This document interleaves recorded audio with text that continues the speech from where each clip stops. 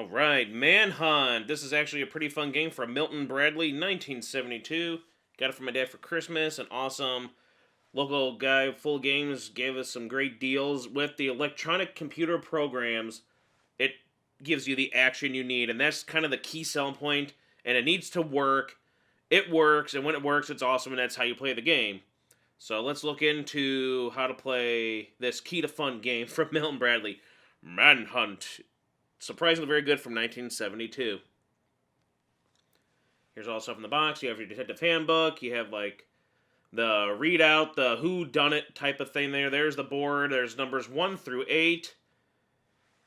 And you go around the board with your plastic cars to get through those numbers to get your information you need to follow these people. These are the holes that are going to go inside that device there, and you're going to punch into the holes to find out who done it and who didn't type of stuff with the clues you get. And the names of the people who did it are on the back.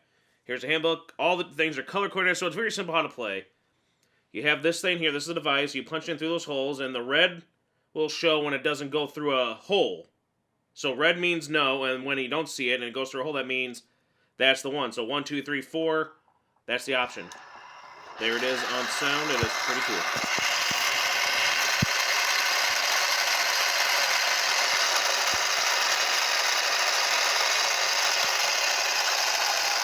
I think it's neat. My dad made this just in case you get one there where just you can do dice roll, so it's kind of helpful if you get a device that doesn't work. But there you go, punch those through there, and that'll help you look through the clue book of the characters, the suspects, and you write them all in here. You go through scene, witnesses, crime lab, stakeouts, and then you start crossing off on the bottom there, those numbers on the bottom, and writing down your stuff throughout there. And this is where we have our suspects. And the suspects have these cool names. There's different categories: swindle, murder, and I believe robbery.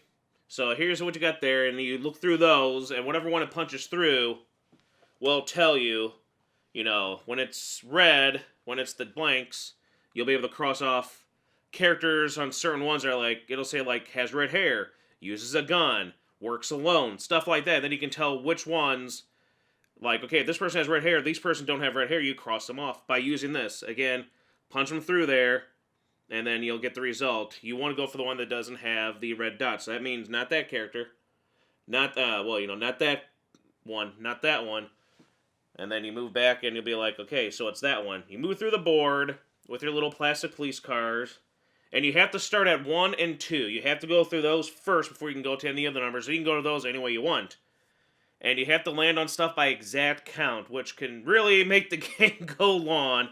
And when we first tested out, I tested out with my buddy and my dad, and my buddy just was always rolling a 1. A 1. A 1. And by rolling, I mean spinning. That's how you move. The device has numbers on it, and it spins and tells you how many spaces you move. And then once you want to guess to the placer, if you make it to a 1, 2, 3, through 8, for these clues and these things you need to know, you need to spin it. And it'll say offline, online. If it hits online, then you can look up the information you need. If it's offline, you gotta wait a turn. The cop badges, you can get information from one of the other players if you need info from them. At a price, though. The cars are pretty neat. I don't know why I wasn't expecting cars.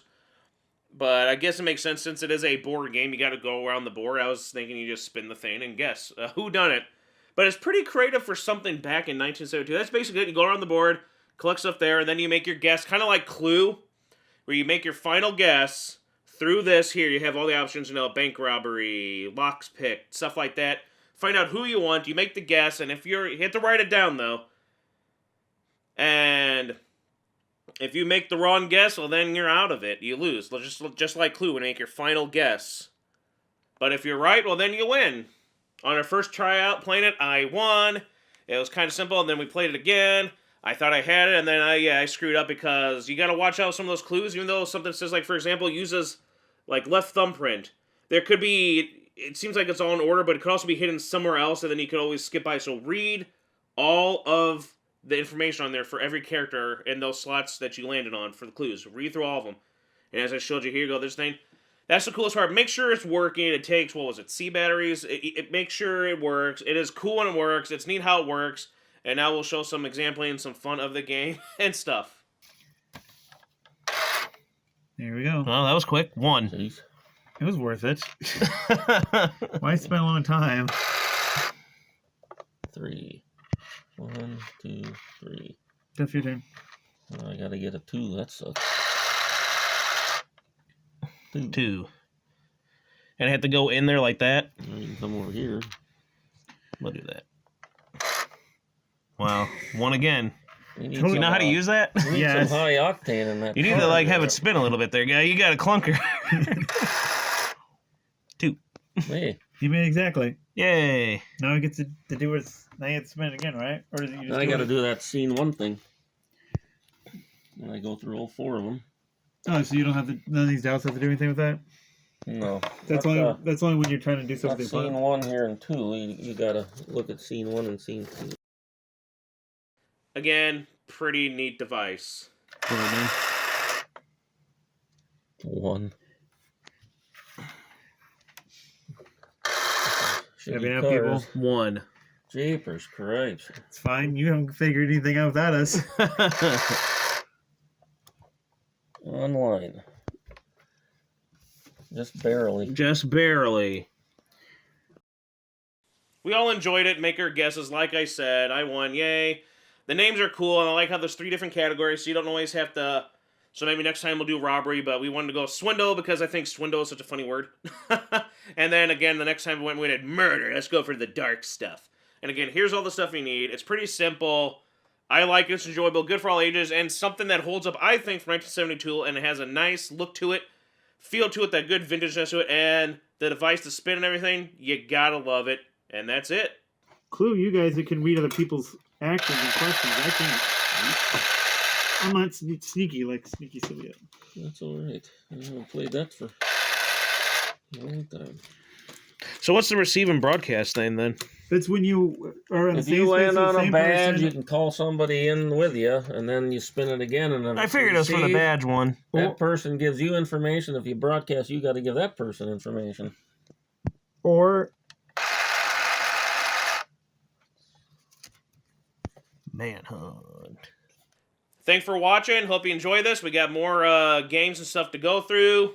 The quality's a little bad on this because I'm using my phone. We didn't have the camera last time, and I just wanted to record it to show off the spinning dials. Please like, subscribe. We got more vintage and fun board games. We love this kind of stuff. And a couple of retro figures and toys from childhood nostalgia. Hope you like it. Please support. We really appreciate it. It'll keep us going, and we just enjoy it. Hope you enjoy this too, and tell us what you think. If you ever played it, do you want to play it now? Give Manhunt a try. Keep it gnarly.